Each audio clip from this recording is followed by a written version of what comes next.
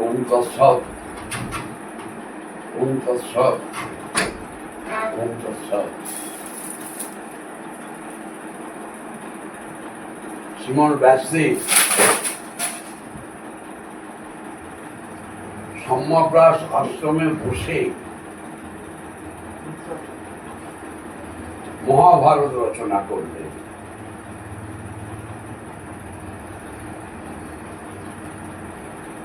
এত যে হরি কথা বা কৃষ্ণ কথা ভগবান শুনিয়েছিলেন ব্রহ্মাকে, ব্রহ্মা শুনিয়েছিল নারদকে, নারদ শুনিয়েছিল ব্যাসদেবকে, ব্যাসদেব শুনিয়েছিল সুখদেবকে, সুখদেব শুনিয়েছিল রাজা পরীক্ষিতকে। সেই সম্যপ্রাস আশ্রমে বসে মহাভারত রচনা হলো। বহুদিন যাবৎ গ্রন্থে পাওয়া যাচ্ছে ৬০,০০০ বছর ধরে নাকি মহাভারত রচনা হয়েছে। তো মহাভারত রচনা করেই যখন গ্রন্থখানি পূর্ণ করে কৃষ্ণ করে সমর্পণ করেছে, কৃষ্ণের হাতে দিয়েছে, কারণ কৃষ্ণের কাছে স্বীকৃতি না পেলে তো জগতে প্রচার করা যাবে না। ভগবান যদি অনুমোদন করেন তবেই সেটা গ্রাহ্য হবে। এই আশায় যখন কৃষ্ণের হাতে দিয়েছে গ্রন্থখানি, ভগবান কৃষ্ণ বললেন ব্যাসদেব এটা কি? বলে এটা মহাভারত। কৃষ্ণ বলছে এই যে মহাভারত, এর শেষের অক্ষরটা বাদ দিলে কি হয়? ব্যাসদেব বলছে মহাভার।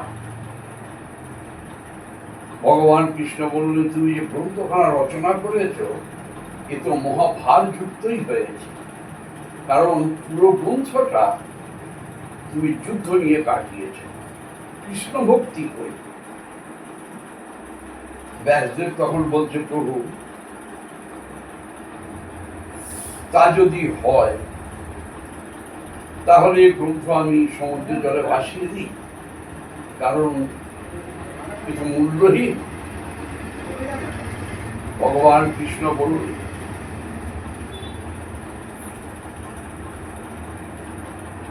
অপেক্ষা করে, আমি আগে দেখি এতে কৃষ্ণ ভক্তিযুক্ত কোন বিষয় আছে।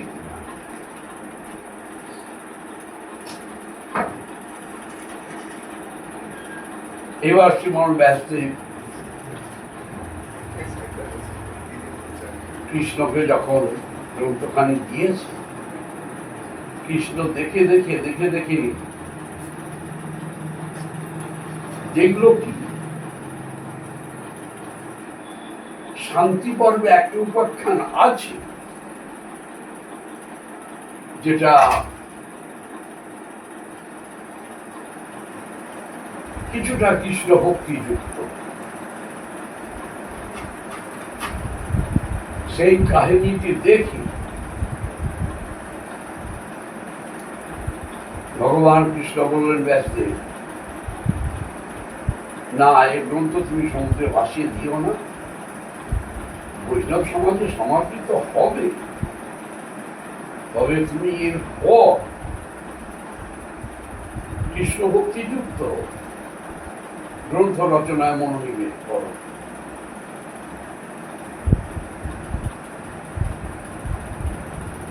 সেই যে